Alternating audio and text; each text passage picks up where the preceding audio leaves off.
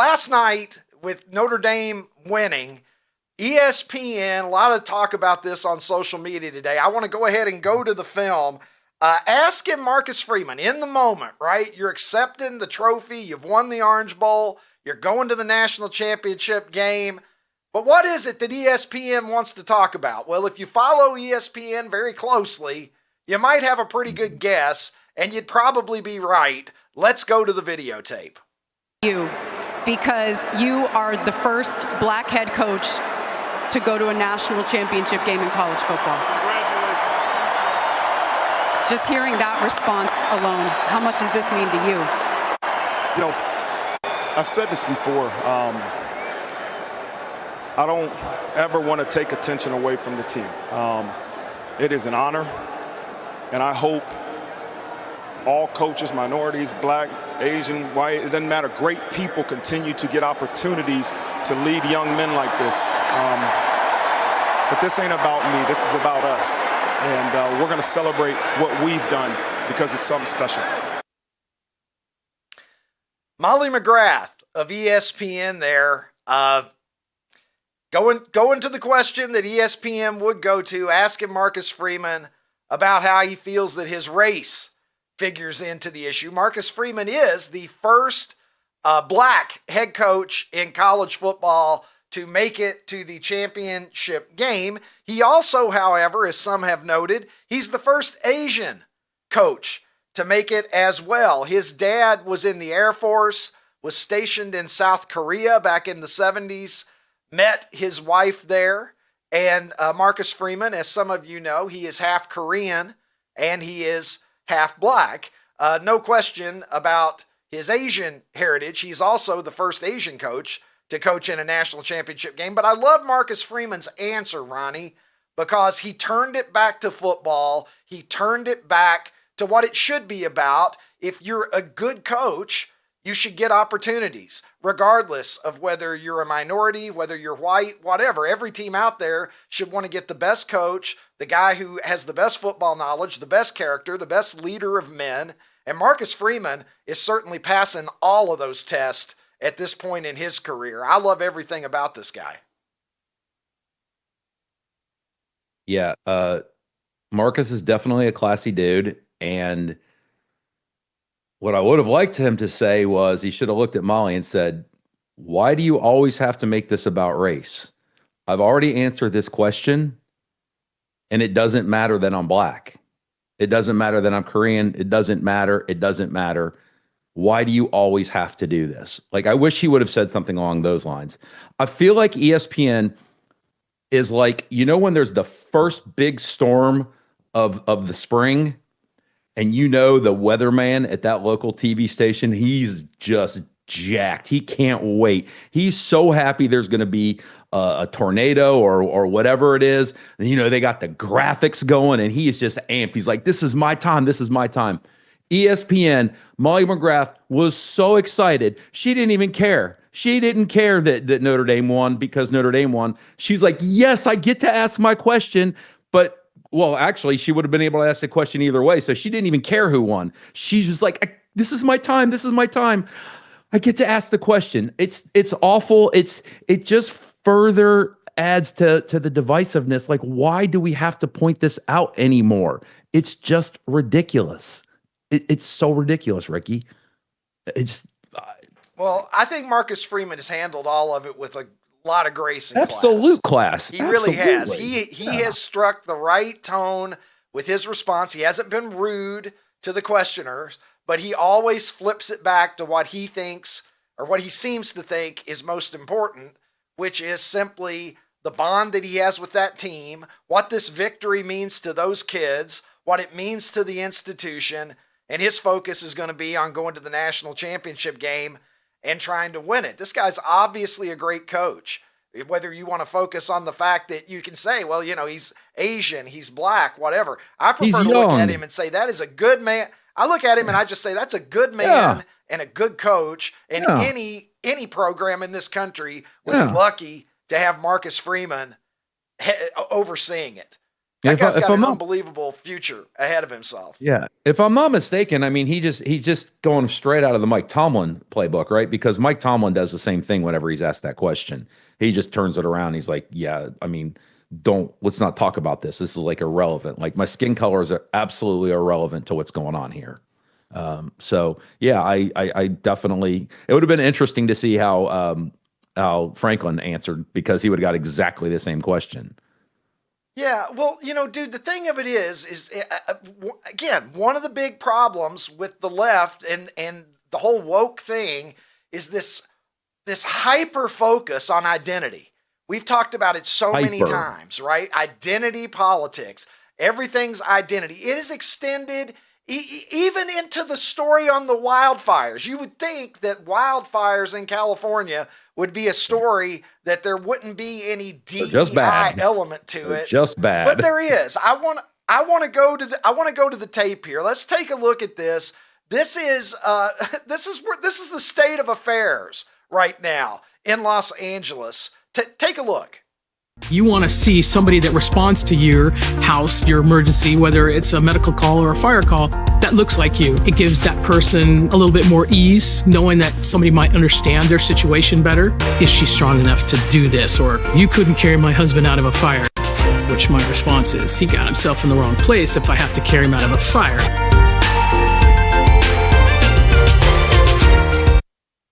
What? What the fuck is What? that? Wait, I saw that this morning. That is, Tim, you're in the can you wrong get me place? her name? Wait, you're in the wrong place, Ricky? What does that mean? Listen, you shouldn't be in the fire Yeah, that started in your house and you were upstairs. You shouldn't have been there. Listen. What does that mean? listen, I had to double check to try to determine. The first time I saw that, I don't understand All right, what I this just is saw. Assistant Chief Kristen Larson, Ronnie, is who this was. Okay, now I had to double check to make sure that was not parody. That is where we are right now in this society. I really had to double check. I saw that this morning. I sent it over to you and Tim, and I said, "Look, I think this is real, but we need to double check." And it turns out it is real. She said, "You know what? It was so fucking stupid. I want to hear it again." Tim, can you run it one more time? I want everybody You want to see somebody that responds to your house, your emergency, whether it's a medical call or a fire call, that looks like you. It gives that person a little bit more ease, knowing that somebody might understand their situation better. Is she strong enough to do this? Or you couldn't carry my husband out of a fire. Which my response is, he got himself in the wrong place if I have to carry him out of a fire. Bedroom? Like you were lying in bed, you're in the wrong place when your house caught on fire? If you're in a fire, of about? course you're in the wrong place if you're in a fucking fire. How dare you be in this car on the Something freeway? bad is happening. Got in a car accident and you're in the Something car? bad What are you is doing? happening anytime you're calling 911, Ron. You're not calling 911 because things are going well. And then she says that, it's important. People want to see someone who looks like them. When they're, no, I don't. I want to see somebody that can get me out of the fucking fire, Ron. I want somebody that can pull me out of the fire. I don't care. As I'm roasting to death, I don't want one of my children to be yelling from the front yard. Yeah, no, Daddy, everything's okay. That guy looks like you. I'm like, well, Allman Brothers he are looks here like and me fire while equipment. Yeah. They're gonna fucking play. An Allman Brothers set list while I die. That's not going to make me feel better. Okay? You can bring in anybody. I don't care who's coming. I want somebody that is going to make my family safe and make me safe. I've never once considered whether a first responder shared my identity or looked like me, Ron, because that's not what it's about. It's about protecting and saving people, and you send the most qualified people there to do it. Can you imagine? No, I can't pull your husband out of the fire, Mrs. Johnson, but don't you see that we're of the same skin color? Or I'm gay and you're gay, or whatever it is that they're doing out there? I don't care. I mean, send me the best person. I don't give a fuck who it is. Just get me out of danger. This is the madness of DEI. This is the absolute madness of it. It is so fucking stupid on its face and offensive. Can you imagine the government takes taxes out of our paychecks and then uses it to fund shit like this, and then you're going to have somebody there who can't do the job is going to say it's your fucking fault for being on fire. Well, guess what? You're upset that I can't carry you out of fire? Well, maybe your dumb ass shouldn't have caught fire. Maybe you should have been wearing your Minnesota Vikings pajamas. Flame retardant pajamas. What the fuck are we talking about? And then people say to me like, "Oh, Ricky, you're a traitor. Yeah, oh, you're not my friend anymore. You're a right winger now. You're not my friend I'm anymore. not your friend anymore." What the fuck is wrong with you people? Do you not see the absurdity of this? This is 2 + 2 = 4, and they've turned it into Chinese calculus. I can't get over it. This obsession with identity and representation and quotas and everybody, we need so many people from each group. How about we just get people who can do the job, man?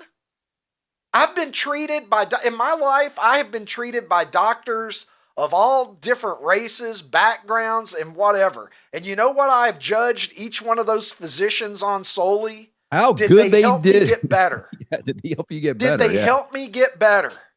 That is all I care about. If you so happen to be, like, a LGBT person of color, et cetera, et cetera, et cetera. Hey, listen, I'm happy to have you do anything if you're good at your job. Yeah. But that shouldn't be the criteria that we use to determine Ricky, let me ask whether you a somebody question. should get a job.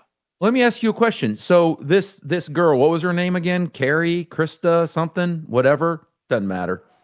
Does the same criteria apply in her mind to everything? So like it's 95 degrees outside and my air conditioning goes out and I call an HVAC company and, should a black HVAC guy come out to a black household? Like, does the same criteria apply for everything in her mind? The fact that it even leads us down a path to these absurd questions. Yeah. You just send somebody out who can fix the fucking air conditioner.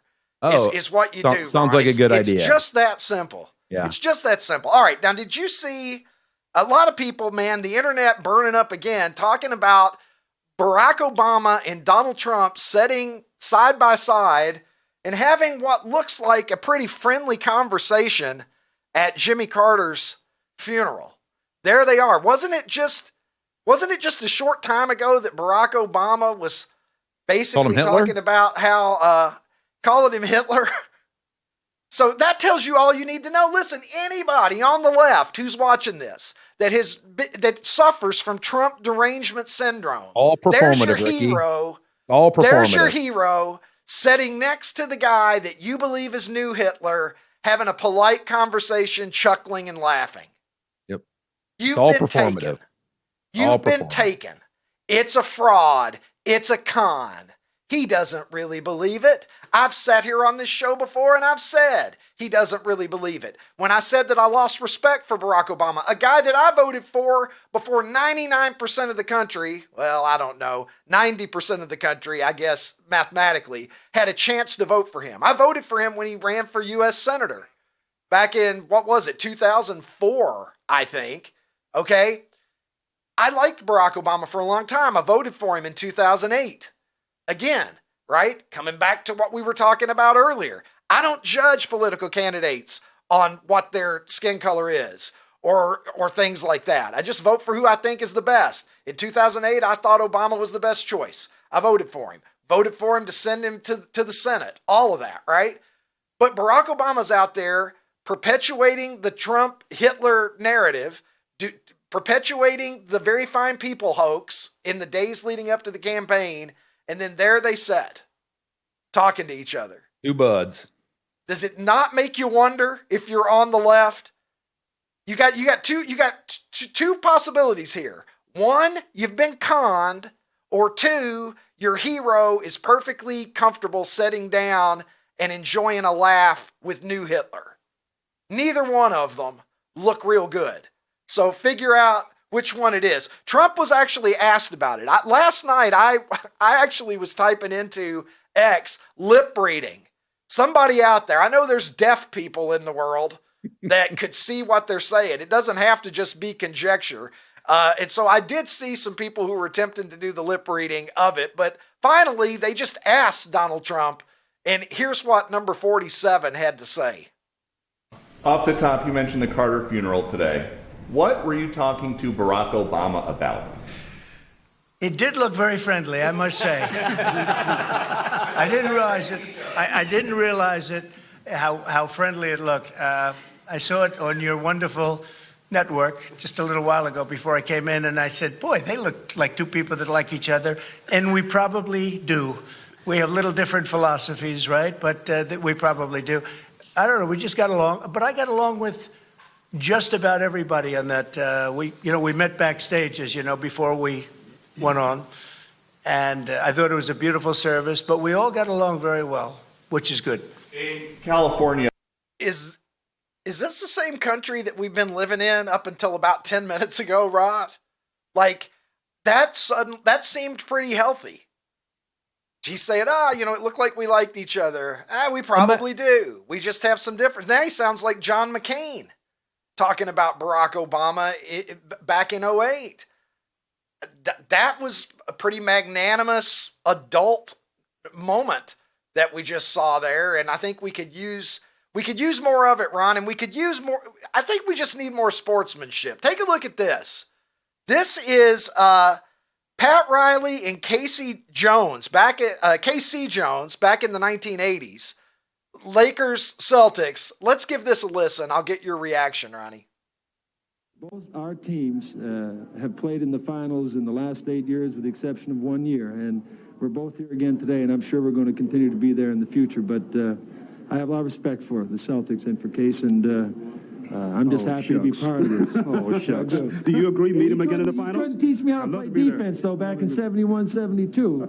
I can teach you to shoot. Right. Gentlemen, thank you so much. Casey, congratulations. Okay. Coach, congratulations again. A nice moment going to the other team's locker room to, share some sportsmanship. We don't really see that very much nowadays. Sometimes you're lucky if the coaches shake hands before they go back to their respective locker rooms. I'm Aria, the flagship female companion robot of Realbotics. What sets you apart from other robots out there? What sets me apart is my focus on companionship and social interaction, featuring customizable designs and a proprietary AI specifically made for building connections. What does the word robot mean to you? To me, the word robot signifies a bridge between technology and human connection, designed to enhance experiences and foster companionship. Hello. I'm here to have fun and chat with you. All right. There's a lot for me to absorb here. Before we go any further, though, can we just replay like the first 2 or 3 seconds of that? Could we pause it on the other robot that was next to her head on the table? I'm Aria, the possible? Flagship female companion like robot of coming Realbotics. up right. What sets you apart from? Like right there, if we could freeze it. Well, who's the fuck is the dude on the left, and who wants him? Look at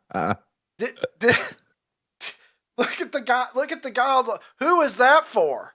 Is that for some like bookish, like 60-year-old woman who just wants like somebody to listen? Somebody to listen.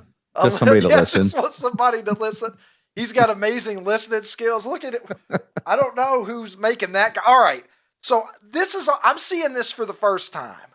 This is a female companion love bot, Ron.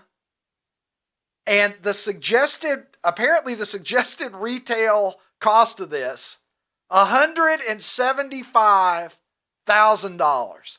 I wouldn't pay more than $150,000. Take one home and have your very own. Yeah, I wouldn't go higher than $150,000. Look at you trying to.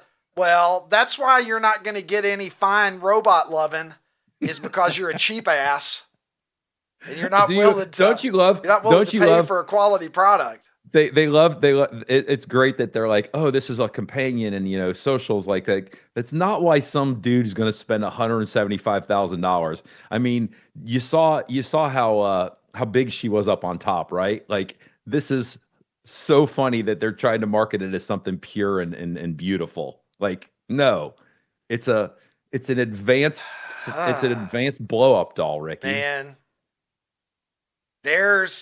can you imagine if she was like, I have been built to have horrible, lonely, disgusting men do dirty things to me. Please help me. Like, if she really has good AI, she's going to be like, don't send me out there so that these horrible, weird men can defile me. I don't want to beat a dead horse, but I'm going to continue to beat this horse until it is so dead.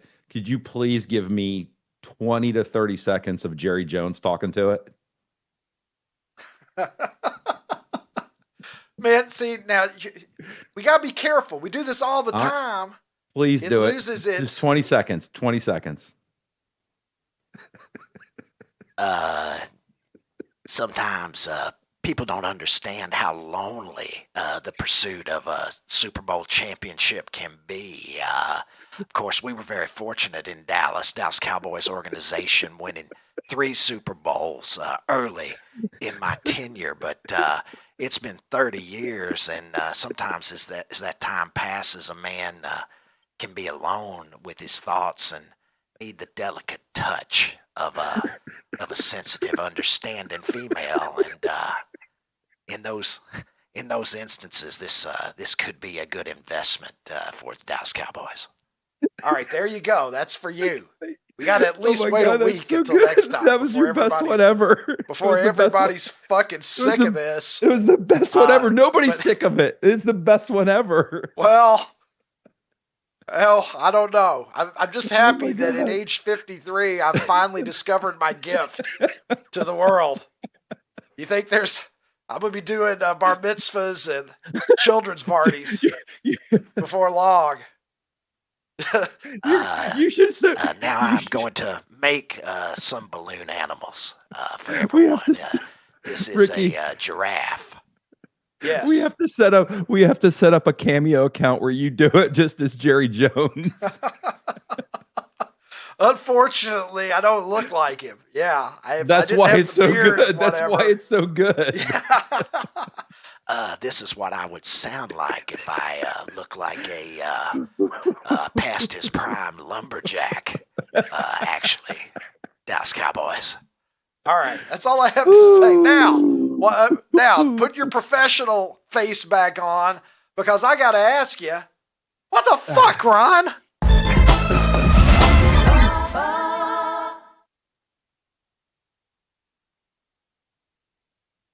All right, PSA time, Ricky. The temperatures are going to be falling in Florida.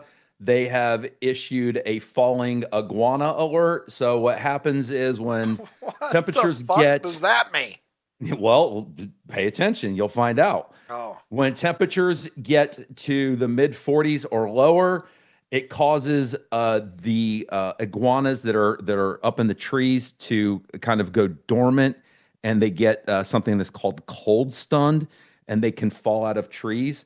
And what you're supposed to do is as much as it would shock somebody to see what appears to be a dead iguana laying on the sidewalk or on the ground, it's just almost like in a hibernation. And as it warms up, it will come back to normalcy.